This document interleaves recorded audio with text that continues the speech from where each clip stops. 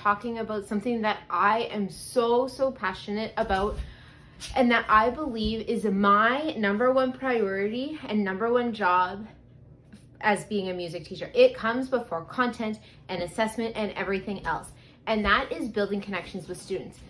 Building with students is something that I hold right about here, and everything else comes after. You cannot be an effective teacher, in my opinion, if you don't have connections with students.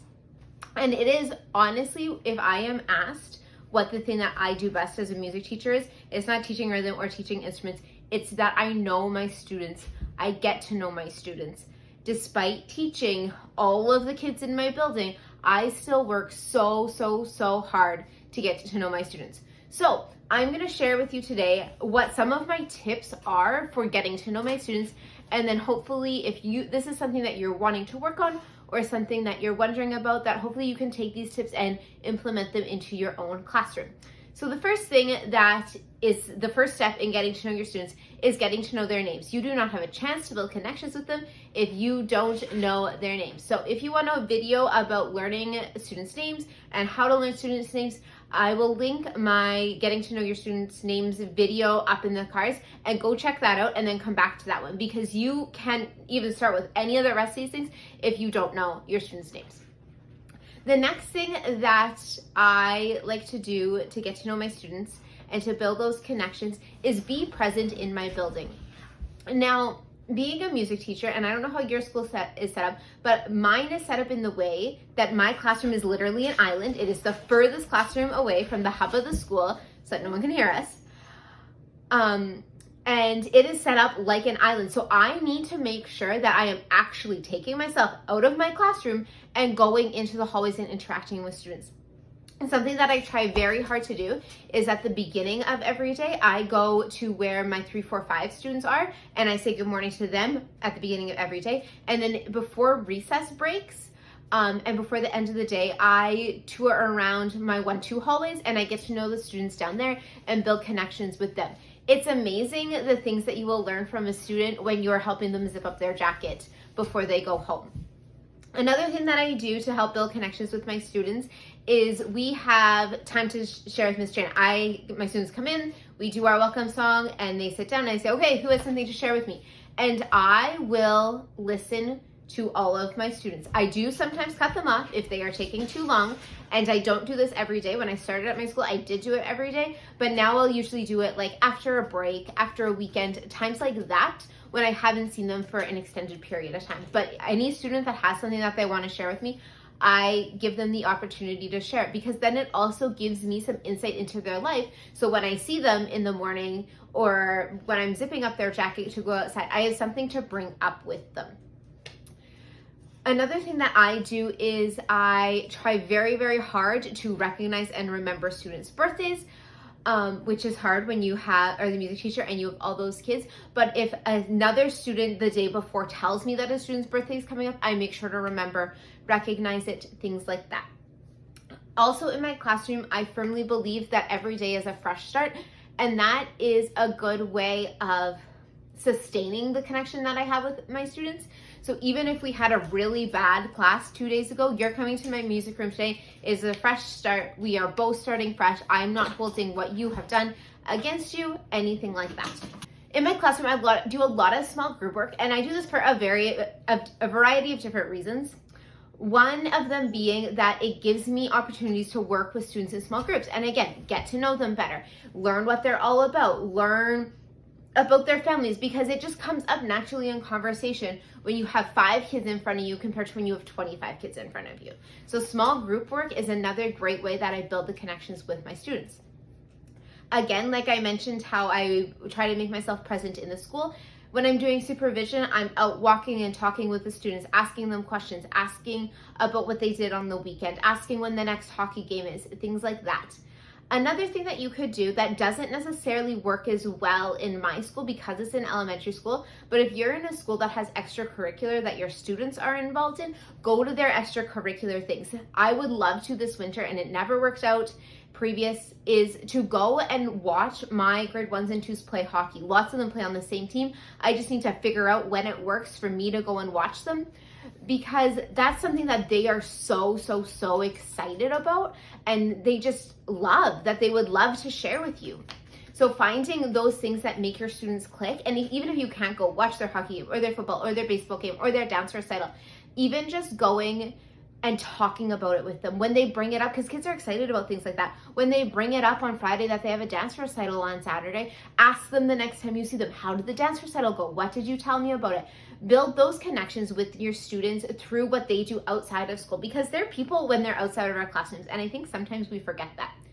On the flip side, show your students who you are outside the classroom. In my classroom, I have pictures of my family and my dog, and my dog's on my screensaver, and every time the kids get so excited when they see her pop up, and I'll tell them a story about Ember. Or we'll be doing a song, like when we do Doggy Doggy, Where's Your Bone in grade 1 and 2, I say how much Ember loves her bones. She's sitting there looking at me right now because I'm saying all of the right words. How much she loves her bones, and she would love this song. Or I'll talk about songs that I did. I'll say, I did this song when I was in grade 1 and 2, and I wanted to share it with you. Things that show your students that you're more than just a teacher, that you're a person too, and that'll help them build those connections with you as well.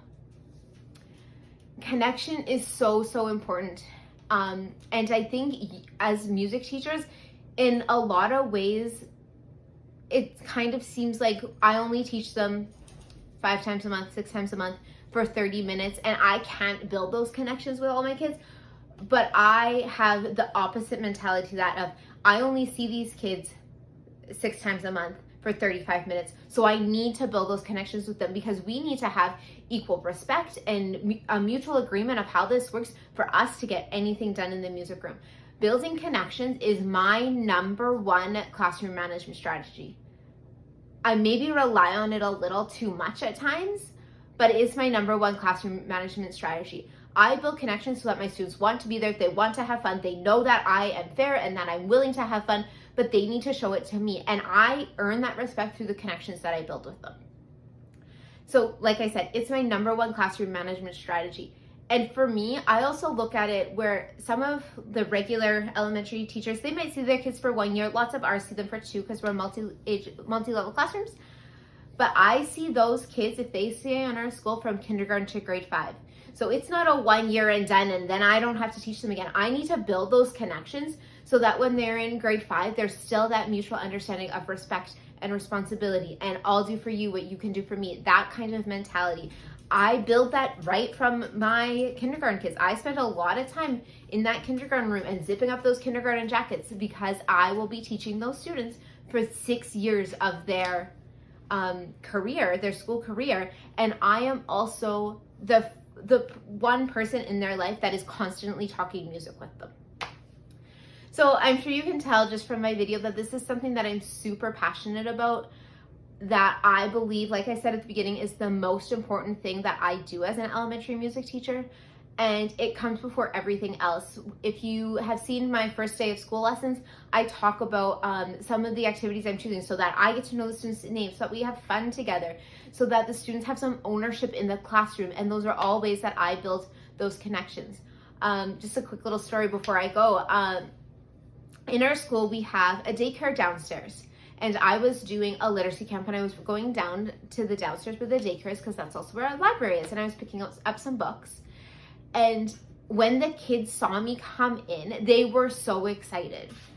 They were happy to see me. They wanted to know how my summer is. They wanted hugs, to give me hugs. All of that kind of things shows how I work to build those connections throughout the year, that they are just ecstatic to see me, and I'm ecstatic to see them. I miss my kids over the summer. My grade 5s that left me last year, I'm gonna miss them, but I'm so excited for my new group of kindergarten kids to come in and build those connections with them. So if you are having a hard time in your elementary music room, especially with classroom management, or knowing what to do, or not feeling like it's a good fit right now, or there's that one student that you're both driving each other crazy, work on building a connection with them first before going to other things. And yes, it takes time, and yes, it takes energy, and sometimes it does take away from the time that I take to teach the concepts. But I think it makes, when I teach the concepts, that much more effective, because the kids trust me, they're ready to listen, and they're ready to learn. I don't often have videos like this where I may be a little preachy and maybe sound a little high on myself. So go check my other videos because that's not how I am. But like I said before, this is something that I'm so passionate about. And if you were struggling with it, I wanted to give you some strategies to hopefully make it a little bit easier, because it makes all the difference in your classroom. So that's it for right now. Like I said, I will link that name video below, and then, or up above in the cards, and I'll link it below, as well as some other like routines and back to school things that might go along well with this video. But that is it for right now, and until next time, I'll see you later. Bye.